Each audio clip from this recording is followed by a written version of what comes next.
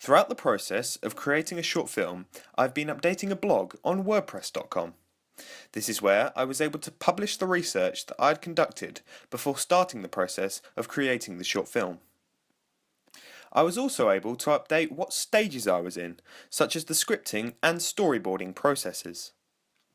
After spending a year on learning how to present my blog, I believe that I was able to work on developing the structure of my blog posts and the presentation by including screenshots and video clips of the work that I have completed. The WordPress site was very user-friendly as it allowed me to categorize my blog posts, making it easier to see what I've been doing in each stage of the production and the ancillary tasks.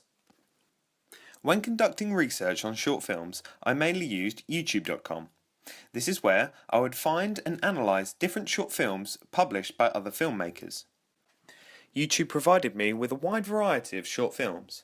It was also very useful as I was able to publish my own work that I had completed and allowed me to embed this into my blog.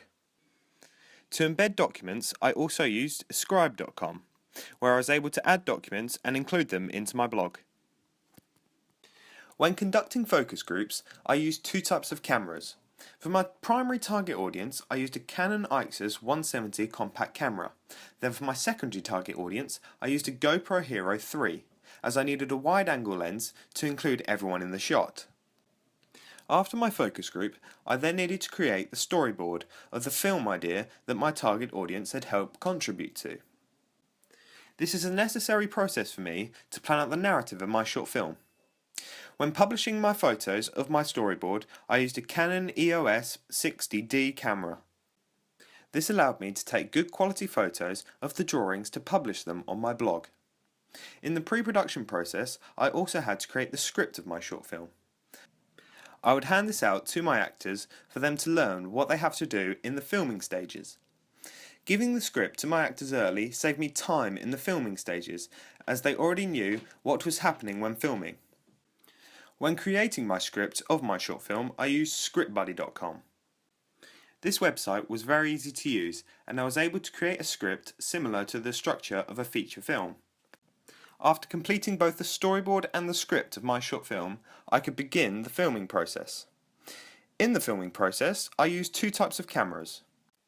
To begin with, I used a Canon Ligera HF R506, and then in darker light I used a Canon EOS M10 digital camera. This was to get the best quality possible in darker times of filming. When using both cameras, I used a Manfrotto compact tripod to have extra stability when filming. When creating my ancillary tasks, I needed to find out what types of font to use for my film poster. To find my fonts, I used dafont.com. I would select the fonts that I wanted to use on this website and then create a survey for my audience to select which font would be best for the title of my short film. This was a very efficient process as it allowed me to get results quickly off my audience to begin working. When creating both my film poster and my review, I used Adobe Photoshop.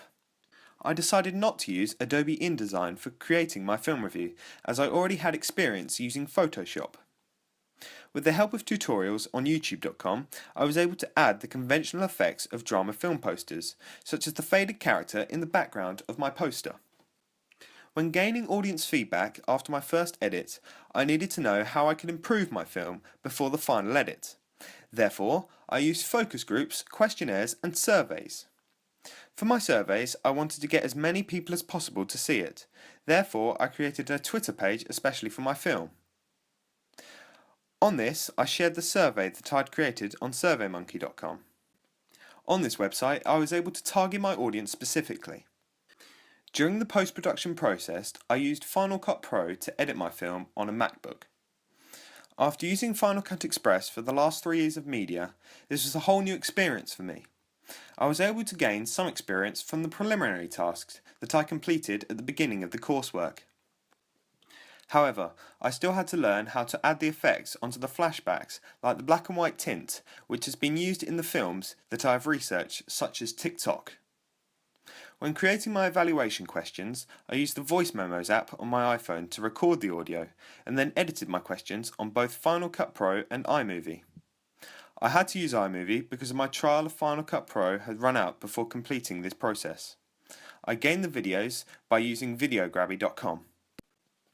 I also used the Voice Memos app to record the music of my short film. Overall, I feel that all of the technologies that I've used have benefited the quality of all stages of my production, including my ancillary tasks.